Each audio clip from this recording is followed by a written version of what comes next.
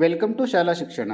ಸ್ನೇಹಿತರೆ, ಈ ವಿಡಿಯೋದಲ್ಲಿ SIR ಸ್ಪೆಷಲ್ ಇಂಟೆನ್ಸಿವ್ ರಿವಿಷನ್ ಇದರಲ್ಲಿ BLO ಆಗಿರ್ತಕ್ಕಂಥವರು ಮತದಾರರಿಗೆ ಎನ್ಯುಮರೇಷನ್ ಫಾರ್ಮನ್ನು ವಿತರಣೆ ಮಾಡಿ ಪುನಃ ಅದನ್ನು ಕಲೆಕ್ಟ್ ಮಾಡಿ ಆ ಒಂದು ಮಾಹಿತಿಯನ್ನು ನಾವು ಡಿಜಿಟೈಸ್ ಮಾಡಬೇಕಾಗಿದೆ. BLO ಆ್ಯಪ್ನಲ್ಲಿ ನಾವು ಡಿಜಿಟೈಸ್ ಮಾಡುವಾಗ ಮ್ಯಾಪಿಂಗ್ ಆಗಿರ್ತಕ್ಕಂಥವರಿಗೆ ಹೇಗೆ ನಾವು ಡಿಜಿಟೈಸ್ ಮಾಡ್ತಕ್ಕಂಥದ್ದು ಅನ್ನೋದನ್ನು ಹಿಂದಿನ ವಿಡಿಯೋದಲ್ಲಿ ನೋಡಿದ್ದೀವಿ. ಈ ವಿಡಿಯೋದಲ್ಲಿ ಪ್ರಾಜಿನಿ ಅಂದರೆ 2002ರ ಮತದಾರರ ಪಟ್ಟಿಯಲ್ಲಿ ಮತದಾರರ ಹೆಸರು ಇರೋದಿಲ್ಲ, ಅವರ ತಂದೆ ತಾಯಿ ಅಜ್ಜ ಅಜ್ಜಿ ಇವರ ವಿವರ ಇರ್ತದೆ. ಅವನ್ನ ನಾವು ಪ್ರಾಜಿನಿ ಅಂತೇಳಿ ಮಾಡಿದ್ದೀವಿ. ಪ್ರಾಜಿನಿ ಆಗಿರ್ತಕ್ಕಂತಹ ವೋಟರ್ಸ್ದು ಎನ್ಯುಮರೇಷನ್ ಫಾರ್ಮನ್ನು ಈ ಒಂದು BLO ಆ್ಯಪಲ್ಲಿ ಹೇಗೆ ನಾವು ಫಿಲ್ ಮಾಡಿ ಸಬ್ಮಿಟ್ ಮಾಡುವುದು ಎನ್ನುವುದನ್ನು ನೋಡೋಣ. ಸ್ನೇಹಿತರೆ, ಮೊದಲಿಗೆ ನಿಮ್ಮ BLO ಆ್ಯಪನ್ನು ಓಪನ್ ಮಾಡ್ಕೊಳ್ಳಿ. ನಾವು ಇಲ್ಲಿ ನೋಡ್ಬೋದು ಸ್ಪೆಷಲ್ ಇಂಟೆನ್ಸಿವ್ ರಿವಿಷನ್ SIR ಎನ್ನುವಂಥ ಒಂದು ಮಾಡ್ಯೂಲ್ ಇದೆ. ಈ ಒಂದು ಮಾಡ್ಯೂಲ್ ಮೇಲೆ ಕ್ಲಿಕ್ ಮಾಡಿ ಲ್ಯಾಂಗ್ವೇಜನ್ನು ಸೆಲೆಕ್ಟ್ ಮಾಡ್ಕೊಳ್ಳಿ. ಓಕೆ, ನೆಕ್ಸ್ಟ್ ಇಲ್ಲಿ ನಾವು ನೋಡ್ಬೋದು ಮೂರನೇ ಆಪ್ಷನ್ ಫಿಲ್ ಎನ್ಯುಮರೇಷನ್ ಫಾರ್ಮ್ ಅಂತಿದೆ. ಈ ಒಂದು ಆಪ್ಷನನ್ನು ಕ್ಲಿಕ್ ಮಾಡ್ಕೊಳ್ಳಿ. ನಾವಿಲ್ಲಿ ನೋಡ್ಬೋದು ನಮ್ಮ ಪಾರ್ಟಲ್ಲಿರ್ತಕ್ಕಂತಹ ಎಲ್ಲ ಮತದಾರರ ಮಾಹಿತಿಯಲ್ಲಿ ಇರ್ತದೆ. ನಾವಿಲ್ಲಿ ಸಾಕಷ್ಟು ಆಪ್ಷನ್ಗಳ ಮೂಲಕ ನಾವಿಲ್ಲಿ ಸರ್ಚನ್ನು ಮಾಡ್ಬೋದು. ಇಲ್ಲಿ ಸರ್ಚಲ್ಲಿ ನಾವು ಅವರ ಹೆಸರನ್ನು, ಮತದಾರರ ಹೆಸರನ್ನು ಟೈಪ್ ಮಾಡಿ ಸರ್ಚ್ ಮಾಡ್ಬೋದು. ಹಾಗೆಯೇ ಅವರ ಎಪಿಕ್ ನಂಬರ್ನ ಟೈಪ್ ಮಾಡಿ ಸರ್ಚ್ ಮಾಡ್ಬೋದು. ಹಾಗೆಯೇ ಎನ್ಯುಮರೇಷನ್ ಫಾರ್ಮಲ್ಲಿರ್ತಕ್ಕಂಥ QR ಕೋಡನ್ನು ಸ್ಕ್ಯಾನ್ ಮಾಡಿ ಕೂಡ ಆ ಮತದಾರರ ಮಾಹಿತಿಯನ್ನು ನಾವು ಕ್ವಿಕ್ಕಾಗಿ ಸರ್ಚ್ ಮಾಡ್ಬೋದು. ಸ್ನೇಹಿತರೆ, ಪ್ರಾಜಿನಿ ಆಗಿರ್ತಕ್ಕಂತಹ ಮತದಾರರ ಎನ್ಯುಮರೇಷನ್ ಫಾರ್ಮನ್ನು ಫಿಲ್ ಮಾಡಿದ್ದೀವಿ. ಆ ಒಂದು ಫಾರ್ಮಲ್ಲಿರ್ತಕ್ಕಂತಹ QR ಕೋಡನ್ನು ಸ್ಕ್ಯಾನ್ ಮಾಡೋಣ. ಸ್ಕ್ಯಾನ್ QR ಕೋಡ್ ಅಂತಿದೆಯಲ್ಲ, ಇದನ್ನು ಕ್ಲಿಕ್ ಮಾಡಿ ಆ ಒಂದು QR ಕೋಡ್ ಸ್ಕ್ಯಾನ್ ಆಗ್ತದೆ. ತಕ್ಷಣ ನಾವಿಲ್ಲಿ ನೋಡ್ಬೋದು ಆ ಮತದಾರರ ಒಂದು ಮಾಹಿತಿ ಇಲ್ಲಿ ಬರ್ತದೆ. ಫಿಲ್ ಫಾರ್ಮ್ ಅಂತೇಳಿ ಕ್ಲಿಕ್ ಮಾಡಿ ನಂತರ ನಾವಿಲ್ಲಿ ನೋಡ್ಬೋದು. ಸ್ನೇಹಿತರೆ, ಮೇಲ್ಭಾಗದಲ್ಲಿ 3 ಟ್ಯಾಬ್ಗಳಿದೆ. BLO ಮ್ಯಾಪ್ಡ್ ಇದೆ, ಸಿಸ್ಟಮ್ ಸಜೆಸ್ಟೆಡ್ ಇದೆ, ಸರ್ಚ್ ಇದೆ. ಇದರಲ್ಲಿ BLO ಮ್ಯಾಪ್ಡ್ ಅಂತೇಳಿದೆಯಲ್ಲ, ಮೊದಲನೇ ಒಂದು ಟ್ಯಾಬಲ್ಲೇ ಈ ಒಂದು ಪ್ರಾಜಿನಿ ಆಗಿರ್ತಕ್ಕಂಥ ಮಾಹಿತಿ ಕೂಡ ಬಂದಿರ್ತದೆ. ಮ್ಯಾಪ್ ಆಗಿರ್ತಕ್ಕಂಥವ್ರಿಗೂ ಕೂಡ ಇದೇ ಟ್ಯಾಬಲ್ಲಿ, ಮೊದಲನೇ ಟ್ಯಾಬಲ್ಲೇ ಬಂದಿರ್ತದೆ. ಪ್ರಾಜಿನಿ ಮಾಡಿರ್ತಕ್ಕಂಥದ್ದು ಕೂಡ ಇದೇ ಒಂದು BLO ಮ್ಯಾಪ್ಡ್ ಅಂತಿದೆಯಲ್ಲ, ಅದೇ ಟ್ಯಾಬಲ್ಲಿ ಬಂದಿರ್ತದೆ. ನಾವಿಲ್ಲಿ ಮೇಲ್ಭಾಗದಲ್ಲಿ ನೋಡ್ಬೋದು ಕರೆಂಟ್ ರೋಲ್ ಡೀಟೇಲ್ಸ್ ಇದೆ. ಹಾಲಿ ಮತದಾರರ ಒಂದು ವಿವರವನ್ನು ನಾವು ಮೇಲ್ಭಾಗದಲ್ಲಿ ನೋಡ್ಬೋದು. ಹಾಗೆಯೇ ಪ್ರಾಜಿನಿ ಡೀಟೇಲ್ಸ್ ಅಂತೇಳಿದೆ. ಇಲ್ಲಿ ಒಂದು ನೋಟನ್ನು ಗಮನಿಸ್ಬೋದು ರೆಡ್ ಕಲರಲ್ಲಿ. ಈ ಒಂದು ಪ್ರಾಜಿನಿ ಡೀಟೇಲ್ಸ್ ಏನಾದರೂ ತಪ್ಪಾಗಿದ್ದಲ್ಲಿ ನೀವು ಅಲ್ಲಿ ಅಪ್ಡೇಟ್ ಅಂತಕ್ಕಂಥ ಆಪ್ಷನನ್ನು ಕ್ಲಿಕ್ ಮಾಡಿಕೊಂಡು ಪುನಃ ಹೊಸದಾಗಿ ನಾವು ಸರ್ಚ್ ಮಾಡಿ ಆ ಒಂದು ಪ್ರಾಜಿನಿಯನ್ನು ಹುಡುಕ್ಬೋದು. ಓಕೆ ಸ್ನೇಹಿತರೆ, ನಾವು ಕೆಳಭಾಗದಲ್ಲಿ ನೋಡ್ಬೋದು ಪ್ರಾಜಿನಿಯನ್ನು ಯಾರಿಗೆ ಮಾಡಿದ್ದೇವೋ ಅವರ ವಿವರ ಇಲ್ಲಿ ಇದೆ. ಈ ತಾಯಿ ಅಥವಾ ತಂದೆ ಅಜ್ಜ ಅಜ್ಜಿಯ ಒಂದು ವಿವರವನ್ನು ತೆಗೆದುಕೊಂಡು ನಾವು ಪ್ರಾಜಿನಿ ಮಾಡಿರ್ತೀವಿ. ಅವರ ಊರು ಬೇರೆ ಊರಾಗಿರ್ಬೋದು, ಅಸೆಂಬ್ಲಿ ಕಾನ್ಸ್ಟಿಟ್ಯೂನ್ಸಿ ಎಲ್ಲವೂ ಕೂಡ ಬೇರೆ ಆಗಿರ್ಬೋದು. ಅದೆಲ್ಲ ಮಾಹಿತಿ ಕೂಡ ಇಲ್ಲಿ ಬಂದಿರ್ತದೆ. BLO ಆ್ಯಪಲ್ಲಿ ಈ ಹಿಂದೆ ನಾವು ಏನೆಲ್ಲ ಮ್ಯಾಪಿಂಗ್ ಮಾಡಿದ್ದೇವೆ, ಏನೆಲ್ಲ ಪ್ರಾಜಿನಿ ಮಾಡಿದ್ದೇವೆ, ಅವೆಲ್ಲವೂ ಕೂಡ ಆ ಒಂದು ಮತದಾರರನ್ನು ನಾವು ಕ್ಲಿಕ್ ಮಾಡಿ ಎಂಟರ್ ಮಾಡಿದ ತಕ್ಷಣವೇ ಆ ಒಂದು ಮಾಹಿತಿ ಇಲ್ಲಿ ಬರ್ತದೆ. ನಾವೆಲ್ಲ ಸರಿಯಾಗಿದ್ದಲ್ಲಿ ವೆರಿಫೈ ಆ್ಯಂಡ್ ಕಂಟಿನ್ಯೂ ಆಪ್ಷನನ್ನು ಕ್ಲಿಕ್ ಮಾಡಬೇಕು. ಏನಾದರೂ ತಪ್ಪಾಗಿದ್ದಲ್ಲಿ ಮಾತ್ರ ಅಪ್ಡೇಟ್ ಅಂತಿದೆಯಲ್ಲ, ಈ ಒಂದು ಆಪ್ಷನನ್ನು ಕ್ಲಿಕ್ ಮಾಡಿಕೊಂಡು ಪುನಃ ನಾವು ಸರ್ಚ್ ಮಾಡಿ ಅಪ್ಡೇಟನ್ನು ಮಾಡ್ಬೋದು.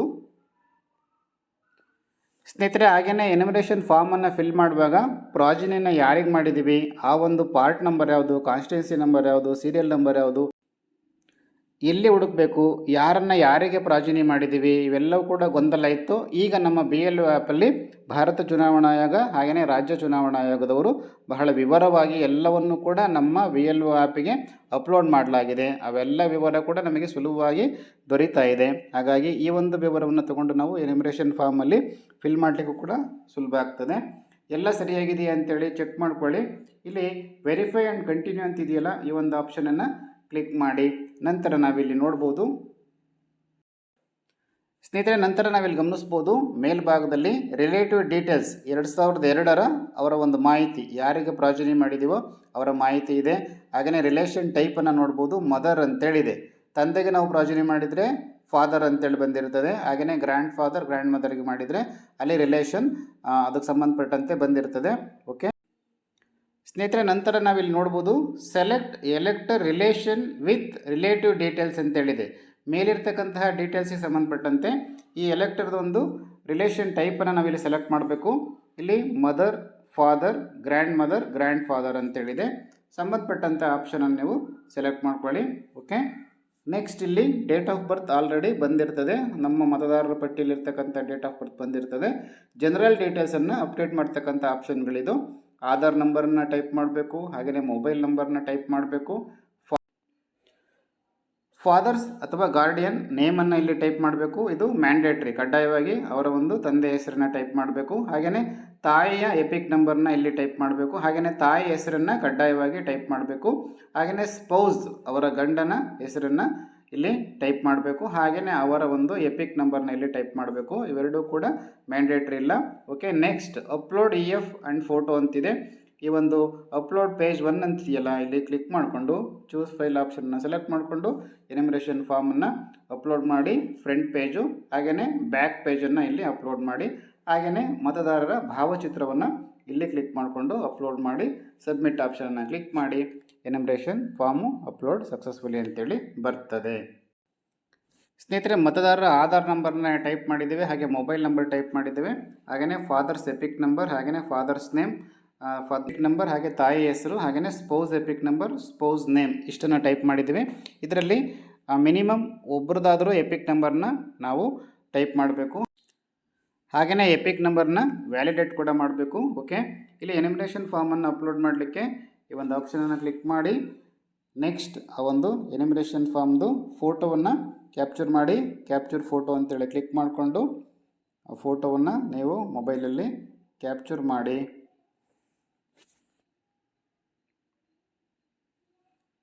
ರೈಟ್ ಮಾರ್ಕನ್ನು ಕ್ಲಿಕ್ ಮಾಡಿ. ಪುನಃ ಮೇಲ್ಭಾಗದಲ್ಲಿರ್ತಕ್ಕಂಥ ರೈಟ್ ಮಾರ್ಕನ್ನು ಕ್ಲಿಕ್ ಮಾಡಿ. ಹಾಗೆಯೇ back side photo upload page 2 ಅಂತಿದೆಯಲ್ಲ, ಇದನ್ನು ಕ್ಲಿಕ್ ಮಾಡಿಕೊಂಡು ಇದನ್ನು ಕೂಡ ಅದೇ ರೀತಿ ನೀವು ಫೋಟೋವನ್ನು ಕ್ಯಾಪ್ಚರ್ ಮಾಡಿ. ರೈಟ್ ಮಾರ್ಕನ್ನು ಕ್ಲಿಕ್ ಮಾಡ್ಕೊಳ್ಳಿ. ಪುನಃ ಮೇಲ್ಭಾಗದಲ್ಲಿರ್ತಕ್ಕಂಥ ರೈಟ್ ಮಾರ್ಕನ್ನು ಕ್ಲಿಕ್ ಮಾಡ್ಕೊಳ್ಳಿ. ಸ್ನೇಹಿತರೆ, ನಂತರ ಮತದಾರರ ಭಾವಚಿತ್ರದ ಫೋಟೋವನ್ನು ಕ್ಯಾಪ್ಚರ್ ಮಾಡಲಿಕ್ಕೆ ಈ ಒಂದು ಅಪ್ಲೋಡ್ ಕ್ಲಿಕ್ ಫೋಟೋ ಅಂತಿದೆಯಲ್ಲ, ಇಲ್ಲಿ ಕ್ಲಿಕ್ ಮಾಡ್ಕೊಳ್ಳಿ. ಇಲ್ಲಿ ಫ್ರಂಟ್ ಕ್ಯಾಮ್ರಾ ಇದೆ, ಬ್ಯಾಕ್ ಕ್ಯಾಮ್ರಾ ಇದೆ. ಬ್ಯಾಕ್ ಕ್ಯಾಮ್ರಾ ಅಂತೇಳಿ ಕ್ಲಿಕ್ ಮಾಡಿಕೊಂಡು ನಾವಿಲ್ಲಿ ಆ ಒಂದು ಫೋಟೋ ಹತ್ರ ನಾವು ಫೋಕಸ್ ಮಾಡಬೇಕು. ಆ ಫೇಸ್ ಏನಿದೆಯೋ ಅಲ್ಲಿ ಬರಬೇಕದು, ಆಗ ಅದು ಸೆಲೆಕ್ಟ್ ಆಗ್ತದೆ. ಅಲ್ಲಿವರೆಗೂ ಕೂಡ ನಾವು ಪೇಷನ್ಸಿಂದ ಆ ಒಂದು ಸ್ಕ್ಯಾನ್ ಮಾಡ್ಕೋಬೇಕಾಗ್ತದೆ ಆ ಫೋಟೋವನ್ನು. ಓಕೆ, ನೆಕ್ಸ್ಟ್ ಆ ಒಂದು ಫೋಟೋ ಕೂಡ ಅಪ್ಲೋಡ್ ಆಗ್ತದೆ. ಪ್ರಿವ್ಯೂ ನೋಡ್ಬೋದು ನಾವು.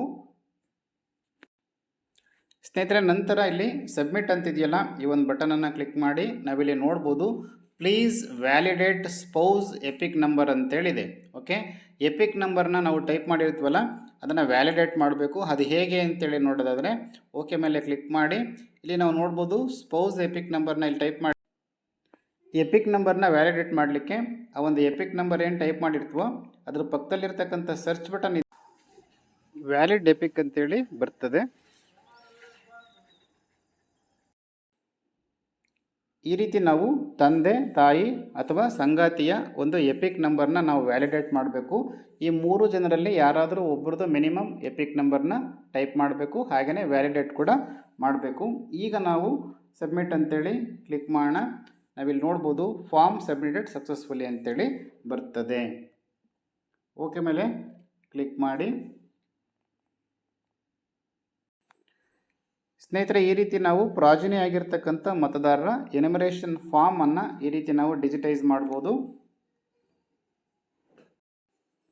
ಹಾಗೆಯೇ EF ಡ್ಯಾಶ್ಬೋರ್ಡಲ್ಲಿ ಆ ಒಂದು ಮಾಹಿತಿಯನ್ನು ಕೂಡ ನಾವು ನೋಡ್ಬೋದು.